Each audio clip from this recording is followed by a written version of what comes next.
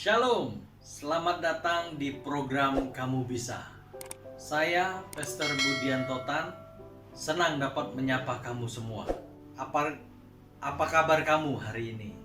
Kerap kali proses kehidupan yang terjadi dalam perjalanan sulit untuk diterima, apalagi diartikan. Kehidupan seolah biasa karena dinamiknya proses. Fase-fase ini terkadang membuat kita tidak sadar diri bahwa masih ada Tuhan yang mampu mengatasi. Walau tidak mudah dihadapi, apalagi dialami. Namun percayalah, semua yang terjadi untuk kebaikan diri. Mari belajar pada ayat ini. Ulangan 8 ayat 2. Ingatlah kepada seluruh perjalanan yang kau lakukan atas kehendak Tuhan Allahmu di padang gurun selama 40 tahun ini, dengan maksud merendahkan hatimu dan mencobai engkau untuk mengetahui apa yang ada dalam hatimu, yakni apakah engkau berpegang pada perintahnya atau tidak. Kondisi dunia saat ini memang kadang membuat prihatin, tapi jangan larut dalam keprihatinan. Kamu dan saya sebagai orang percaya dipanggil untuk memperhatikan dan mendoakannya, serta melakukan apa yang harus dilakukan hanya untuk mempermuliakan nama Tuhan. Dipanggil untuk memperhatikan dan mendoakan, serta melakukan apa yang bisa dilakukan hanya untuk mempermuliakan nama Tuhan. Seringkali gejolak-gejolak dunia, bangsa dan skop yang lebih kecil, lingkungan sekitar, bahkan diri sendiri membuat kita lupa diri, terbawa arus dan terhanyut dalam gejolak yang terjadi. Yang seharusnya disadari bahwa kehidupan ini sangat dinamis. Kehidupan ini ada fase-fase yang tidak selalu menyajikan apa yang manis.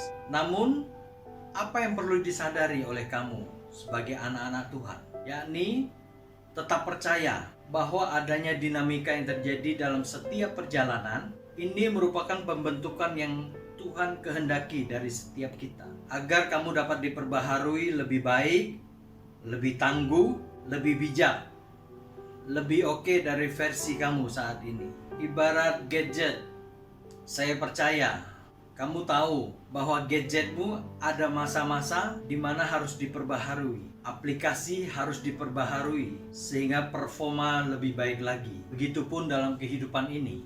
Apapun yang terjadi, baik ujian, cobaan, masalah, yang sering kali saya rangkum dalam kalimat yang lebih positif dan lebih bersemangat, yaitu tantangan. Bagaimana kamu melihat, bereaksi, maupun meresponi tantangan yang sedang berada di depan mata. Ini akan menghasilkan sukacita ketika kamu tahu bagaimana menghadapinya. Tapi ini juga akan menghasilkan duka cita jika kamu meresponinya dengan sembrono. Di masa ini, di tempat di mana kamu berpijak, terlihat banyak yang kehilangan harapan, kedamaian, keamanan, dan bahkan ketidakpastian. Bagaimana dengan kamu? Apa yang terlihat harus membuat kamu terlarut, atau sebaliknya, membuat kamu harus melawan arus?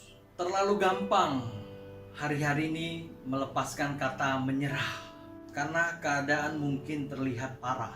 Sangat gampang bagi kita untuk menggerutu, menyalahkan kondisi yang tidak berpihak, malah merasa kehidupan yang dijalankan sedang diejek. Lebih memilih melampiaskan kekesalan daripada berbenah diri. Padahal kamu ada otoritas untuk menguasai diri dibanding harus meluap-luapkan kekesalan diri. Ketidakberdayaan memang sering terjadi tanpa memilih.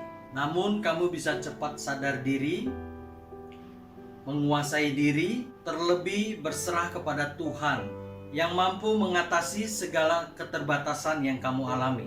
Dulu di saat baik-baik, mungkin kamu lupa untuk mempersiapkan diri untuk hari esok yang tidak seorang pun mampu memprediksi apa yang akan terjadi. Justru dulu mungkin kamu punya keinginan untuk mengubah apa yang di luar. Lupa bahwa apa yang harus dibentuk itu ada di dalam diri kamu. Di masa sukar seperti inilah baik untuk menantang diri. Apakah kamu dewasa dalam menghadapi tantangan ini? Atau justru hanya mampu mengeluh tanpa ada daya berjuang dalam kondisi sukar? Kamu perlu ingat bahwa tidak ada sesuatu hal yang terjadi tanpa seizin atau pengawasan dari Tuhan. Justru di sini kamu perlu tahu seberapa peduli Tuhan atas kehidupanmu, agar kamu tidak lupa untuk terus menjadi versi yang lebih baik dari kamu sebelum. Belajar sesuatu dengan pemikiran yang positif, agar apa yang dilakukan menghasilkan sebuah kebaikan. Belajar untuk tidak hanya bertanya dan bertanya, tapi belajarlah untuk mengerti akan kehendak Bapa melalui setiap tantangan yang sedang terjadi. Golden time bukan pada saat baik-baik saja. Golden time di saat kamu dapat melewati segalanya tanpa menyia-nyiakan apa yang bisa didapat dan dilakukan. Lewat kemelut dan tangisan, lewat penderitaan dan kesukaran, Tuhan sedang bekerja untuk mengubah apa yang ada di dalam kamu. Nah, di kitab Hagai 1 ayat 5 dan 7, pesan yang sama dan diulang adalah perhatikan keadaanmu. Berhenti mencari apa yang ada di luarmu. Berhenti mengeluh atas apa yang menimpa kamu. Tapi jangan berhenti untuk berbenah hati dan diri. Sebab apa yang diujikan bukan yang tampak dari luar, tapi apa yang timbul dari dalam dan keluar, untuk mempermuliakan namanya melalui setiap kejadian. Sebagaimana hal yang menarik dalam kehidupan ini sudah diberitakan melalui firman Tuhan, clue untuk anak-anaknya. Di Efesus 5 ayat 15 sampai 17, kamu bisa membukanya, baca, renungkan, dan semoga pencerahan diberikan melalui Roh Kudus yang ada di dalam hati kamu. Sekarang waktunya berani untuk menerima kelemahan dan merombak diri untuk keluar dari kebodohan yang diciptakan diri sendiri.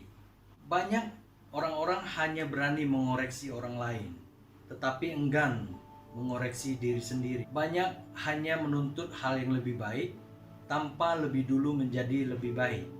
Jangan biarkan diri kamu hanya berhenti pada pengoreksian diri, lalu memberi jeda terlalu lama untuk diperbaiki, yang pada akhirnya akan merugikan kamu sendiri. Koreksi diri bukan sekedar mengakui kelemahan diri, tapi berani menderita untuk memperbaikinya sampai kepada versi yang jauh lebih baik. Mungkin saat ini hal tidak baik sedang terjadi, tapi percayalah, ada maksud yang lebih baik Tuhan sedang kerjakan untuk kamu lebih mengerti. Waktu itu mungkin banyak kegagalan diri yang dialami, kekacauan diri yang mengakibatkan kehilangan kepercayaan diri, menghentikan pertumbuhan iman karena kesombongan atau keegoan diri sendiri. Ini waktunya sadar dari pingsan kamu, untuk kamu dapat merendahkan hati kepadanya, agar yang terjadi, Tuhan menyelidiki hati, pikiran-pikiran, dan bahkan jalan yang kamu tempuh, sehingga kamu dapat melihat sejauh mana kehidupanmu mempermuliakan namanya. Lewat setiap tantangan, kamu semakin kuat. Lewat setiap tantangan, kamu semakin mengandalkan Tuhan. Melalui setiap pergumulan, kamu tidak mengeluh, sehingga kehidupanmu nyata diperbaharui di dalamnya. Dan hidupmu bukan hanya teori di dalam Tuhan, tapi hidupmu adalah firman yang dinyatakan melalui kehidupan yang kamu hidupi. Hidup ini dinamis, tidak selalu manis, tapi tetap harus optimis. Hidup ini tidak boleh hanya mengandalkan diri sendiri, tapi andalkanlah Tuhan yang tahu keterbatasan dirimu. Kerjakan dengan sukacita apa yang menjadi bagian kamu. Walau hasil kadang mendukakanmu, tapi Tuhan sanggup mencukupkanmu. Rendahkan hatimu dalam setiap kehidupan ini, terlebih di dalam Tuhan, agar yang menjadi kehendak Bapa boleh terselenggara. Perhatikan hidupmu, perhatikan keadaanmu, periksa hatimu. Kamu bisa. Tuhan Yesus memberkati.